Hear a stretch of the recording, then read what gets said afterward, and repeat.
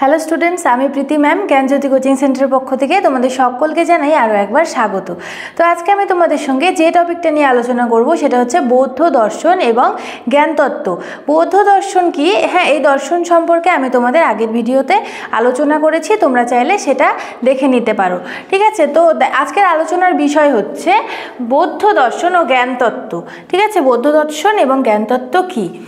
তো দেরি না করে আলোচনা শুরু করছি। তো দেখো, বৌদ্ধ দর্শন এবং জ্ঞানতত্ত্ব। ভারতীয় দর্শনে যথার্থ জ্ঞানকে কি বলা হয়? প্রমা বলা হয়। তাহলে ভারতীয় দর্শনে যথার্থ জ্ঞানকে প্রমা বলা হয়। আর হচ্ছে এই যে যথার্থ জ্ঞান লাভের যে একটি পদ্ধতি, এই যথার্থ জ্ঞান লাভের পদ্ধতিটিকে প্রমাণ বলা হয়। ঠিক আছে, তাই এখানে বলেছে যে যথার্থ জ্ঞান লাভের উপায় বা প্রণালীকে প্রমাণ বলা হয়। ঠিক আছে, এই যে বৌদ্ধ দর্শনের দুটি প্রমাণ স্বীকৃত, এই যে বৌদ্ধ দর্শন যে বিষয় রয়েছে, বৌদ্ধ দর্শনের কিন্তু দুটি প্রমাণ স্বীকৃত। ঠিক আছে, সেটা হচ্ছে প্রত্যক্ষ প্রমাণ এবং অনুমান প্রমাণ। ঠিক আছে, এই দুটি প্রমাণ হচ্ছে স্বীকৃত বৌদ্ধ দর্শনে। হ্যাঁ, বৌদ্ধ বৈভাষিক দার্শনিকদের মতে বাহ্য জগৎকে প্রত্যক্ষভাবে বা সরাসরিভাবে জানা যায়। তাহলে তাদের মতে কি? বাহ্য জগৎকে সরাসরিভাবে জানা যায়।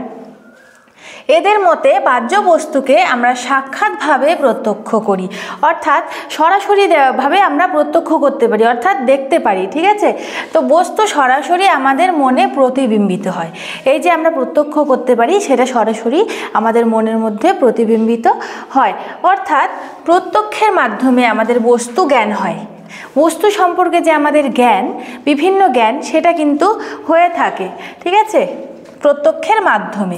তো দেখো, সৌতান্ত্রিক দার্শনিকগণ বস্তুর প্রত্যক্ষ জ্ঞান মানেন না বলেছে। তাহলে কি? দেখো, এই যে সৌতান্ত্রিক দার্শনিকগণ বস্তুর প্রত্যক্ষ জ্ঞান কিন্তু মানেন না।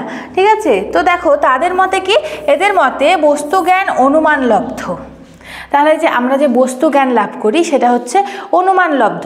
অনুমান কি? দেখো, কোনো সময় যদি আমরা কোনো জায়গায় ধোঁয়া দেখি, তাহলে আমরা কি ভেবে নিই যে সেখানে আগুন আছে। সেখানে কিন্তু আগুন নাও থাকতে পারে, কিন্তু আমরা সেটা ধরেই নিই যে সেখানে আগুন আছে বলেই ধোঁয়া হচ্ছে।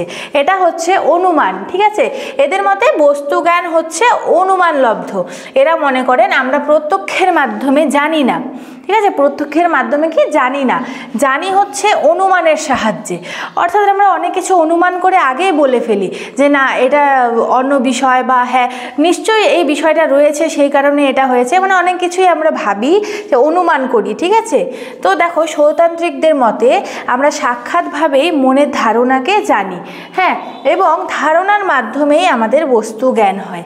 এই যে আমরা আমাদের মনের ধারণা জানি, এই ধারণার মধ্যে দিয়ে কিন্তু আমাদের বস্তু জ্ঞান লাভ হয়। ঠিক আছে, মন সরাসরি কেবল ধারণাকেই প্রত্যক্ষ করে। ধারণা অর্থাৎ আমরা বিভিন্ন বিষয় সম্পর্কে যে ধারণা লাভ করি বা অনুমান করি, একটা ধারণা রাখি ছোট্ট বিষয় নিয়ে। হ্যাঁ, তো সেটাই বলেছে যে মন সরাসরি কেবল ধারণাকেই প্রত্যক্ষ করে। ঠিক আছে, তো দেখো আজকে আমি বৌদ্ধ দর্শন এবং জ্ঞানতত্ত্ব নিয়ে আলোচনা করলাম।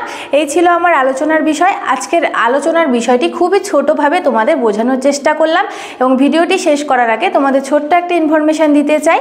তোমরা যদি আমাদের জ্ঞানজ্যোতি কোচিং সেন্টারে অনলাইনে যুক্ত হতে চাও, তাহলে দেখো স্ক্রিনে দুটো নাম্বার দেখতে পাচ্ছ, 6295916282 এবং 7076398606। এই দুটো নাম্বারের মধ্যে তোমরা সরাসরি যোগাযোগ করতে পারো। এটা হচ্ছে আমাদের জ্ঞানজ্যোতি কোচিং সেন্টারের অফিসিয়াল হেল্পলাইন নাম্বার। তো ভিডিওটি শুরু থেকে শেষ পর্যন্ত দেখার জন্য থ্যাংক ইউ।